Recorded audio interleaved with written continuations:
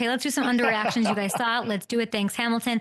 On the Kansas City Chiefs side, oh my gosh, we know Mahomes and Kelce and Andy Reid and Nico and Spags. We know that, but let's not underreact, people, to the 2022 draft. Oh my God, Veach, you dog you. If you remember, the Chiefs were kind of at a crossroads, remember, during that 2022 offseason? Let me remind you, they were coming off an AFC Championship loss to the Bengals.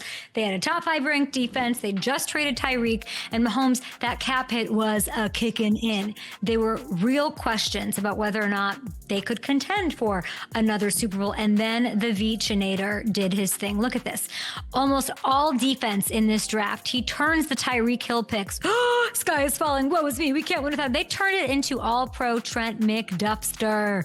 And he landed that menace George Karlaftis, that absolute Beethoven from the 90s on VHS, with the first overall pick. 6 of Kansas City's 11 starters from the AFC Championship game were from this one draft class alone. Oh my goodness, Veach. That doesn't count Joshua Williams, by the way, who's played this huge role over the past 3 years as well. Look at this. In the 3 seasons since that draft class, the Chiefs ranked top 5 across the board in nearly every defensive category. They ranked the bottom half in everything except scoring defense over the previous 3 years. So yes, Mahomes, Travis, Nico, they're the key. Nico. But the 2022 draft class helped Kansas City totally reshape their identity on the fly. Doing it on the fly is nearly impossible. And they're not in position to three-peat without this Veach put together defense that Spags is coaching so well. By the way, a win on Sunday, Super Bowl Sunday, moves McDuffie, Beethoven, Karlaftis, and the rest of these guys to 10-0 in the playoffs, with 3 Super Bowl rings through their 3 career seasons, which is absolutely insane. And on Philly's side, I don't want to underreact to A.J. Brown. Amazing in the NFC Championship game, 96 yards, a touchdown, clutch, third down conversions in the red zone. No matter how the Commanders tried to defend him, Lattimore couldn't keep up. He did it all.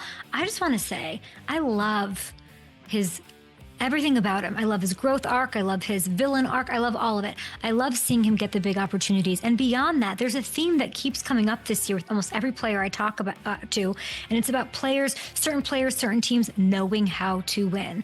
It sounds cliche, but not everybody knows how to do it.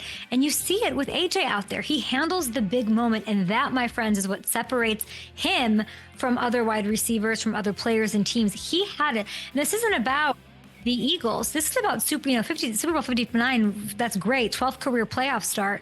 But back in Tennessee, he was amazing. He's only 27 years old. Look at this company. Hall of Famers Lynn Swann, Drew Pearson, Tony Hill, Cowboys legend Tyreek Debo.